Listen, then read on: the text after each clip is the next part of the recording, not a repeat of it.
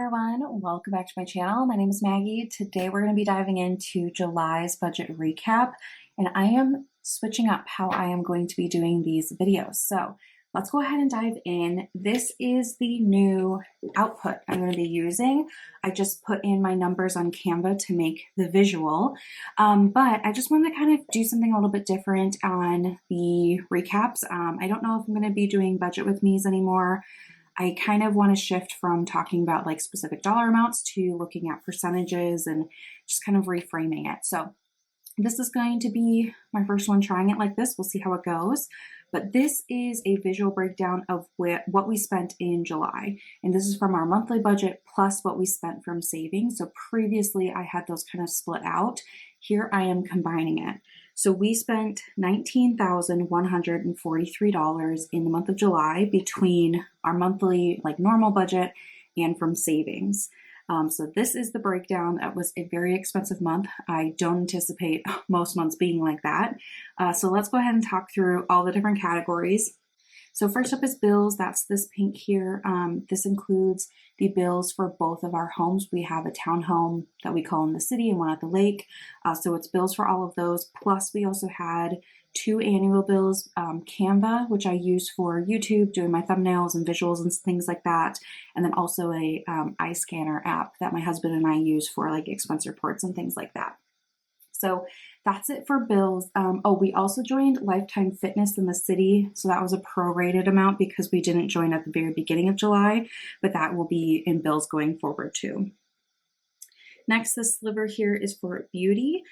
We really didn't spend too much on beauty this month. Looking at my notes here off to the side, my husband got a haircut and he also bought a new like buzzer, you know, to trim his facial hair or whatever.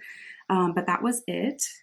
In this light orange here, that's for donations, which was less than 0.5%, but we did donate to a Huntington's disease foundation. One of my friends is training for a marathon and raising money for that foundation, so I donated. And we also bought some school supplies and back to school like basics for a donation run that my town is doing.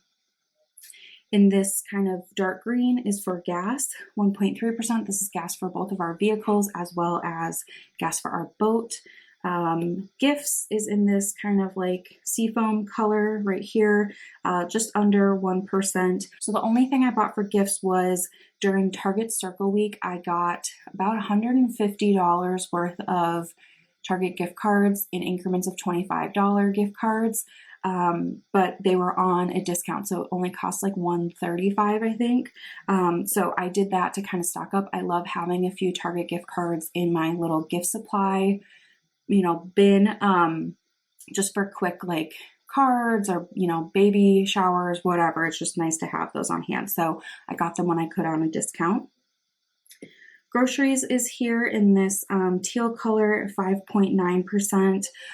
We definitely did a lot of grocery shopping this month. We also, my husband and I celebrated National Caviar Day. I ordered about $200 worth of caviar online. It was caviar plus some other like things. But yeah, so that was really fun. We really enjoyed it. I think I'll probably buy some more for his birthday. His birthday's in August, but he really enjoyed it. And we have like the spreads and things right now that are still good in the fridge, so I won't need to buy those again.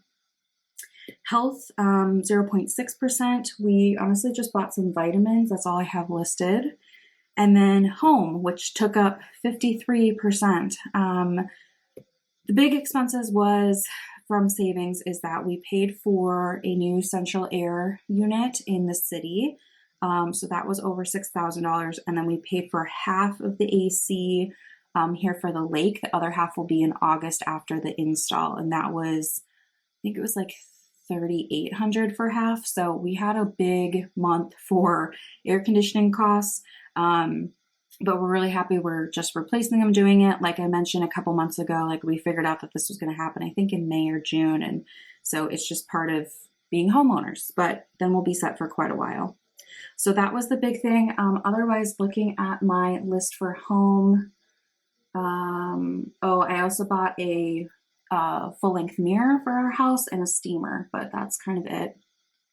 This little orange sliver is for Miko, our cat. He just had a chewy order of food, so nothing crazy there.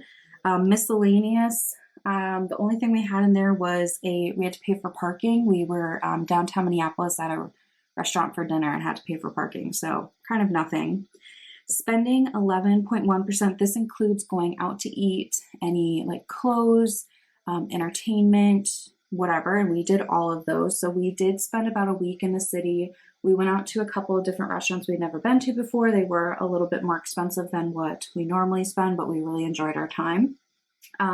Looking at my notes, we also went to the movies, which was fun to do in the city. We don't have a movie theater where I live at the lake.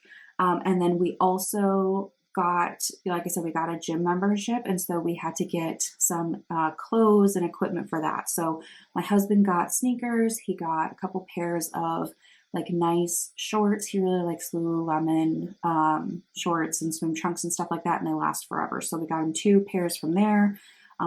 We got some other like workout t-shirts and things like that from Target. For me, I bought swim equipment. So I used to I swam varsity and did all of that when I was younger. But I'm really excited because our gym membership has a lap pool. So I'm excited to get back in the water. So I bought a swimsuit, and then I also bought like cap and goggles and kickboard, pull buoy. So I kind of got my gear too. So that all came out of spending for both of us, getting ready for all of that stuff. But that's been really fun and exciting. I think I mentioned this on another video, but we will be moving to the city for the winter. So we're really excited to have this gym membership. It's literally just down the road from our home, and it gets us out of the house, and doing something positive. So that's great. Travel, hardly anything. I think we spent, I know we booked flights for a trip and it was like $20, so, because we booked with miles, so it was just the fees.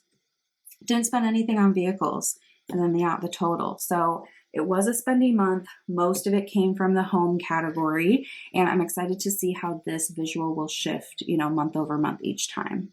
So let's get into my trackers. Those are going to stay the same if you're familiar. So these are 3 trackers I use to kind of mark my progress.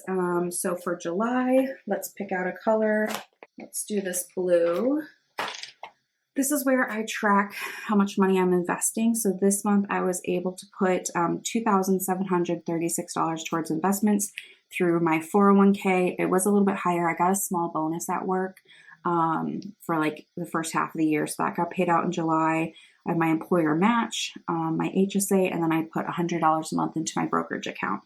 So I just like to color in this tracker to kind of give me a little bit of a visual, and it's satisfying to do this each month to keep up with it, because each month, a little bit really does knock away at the larger goal. So we'll just color these in here. Okay, so that's that for investments. Next is the XP. So my husband and I have a expedition, and we absolutely love it. We use it all the time at the lake, and we are working on paying it off. So this month I just made the normal payment of $600. We were going to become more aggressive with it, and then the air conditioning stuff came up, and then we're going to be moving to the city. So I'm just kind of a little bit in flux of what exactly we're going to be doing, and kind of trying to keep a little bit of cash on hand in our savings account, so that there inevitably will be things I need to buy in the city as we move there full time this winter. So I just want to kind of stack a little bit of cash, which is fine. We're able to maintain this. This is our only debt outside of our mortgages, but this is our only consumer debt. We don't carry credit card debt. We use credit cards, but we pay them off each month. So we're feeling, comfortable that this is the only one we need to manage. And then the last one is my mortgage tracker. This is for the townhouse in the city. That's the house I bought when, before my husband and I even knew each other, I bought that place. So what I do is I make an extra payment each year. I just put it a little bit extra onto each monthly payment so that it totals a whole year. So I just like to keep track of it and watch the snowball grow. So this time, my balance is now at $129,506.23. And what I do is, as I surpass the balances that I was supposed to be at, if I wasn't making an extra payment, then I highlight them. So 506 is lower than 598. So there we have it. And I counted before this. I am 22 months ahead on my mortgage. I would love to get to that 24-month mark. Then I'd be 2 years ahead. That would feel really good. But slow and steady wins the race for this one. And that is it really for my June recap. So I hope you enjoy this new visual. And I think I can just list out special things as they happen. But I'm excited to kind of look at my finances, different categories than I was tracking before, and a little bit more granularity. So that is all I have for you. Thank you so much for watching. Hope you enjoyed, and I'll see you in the next one. Bye.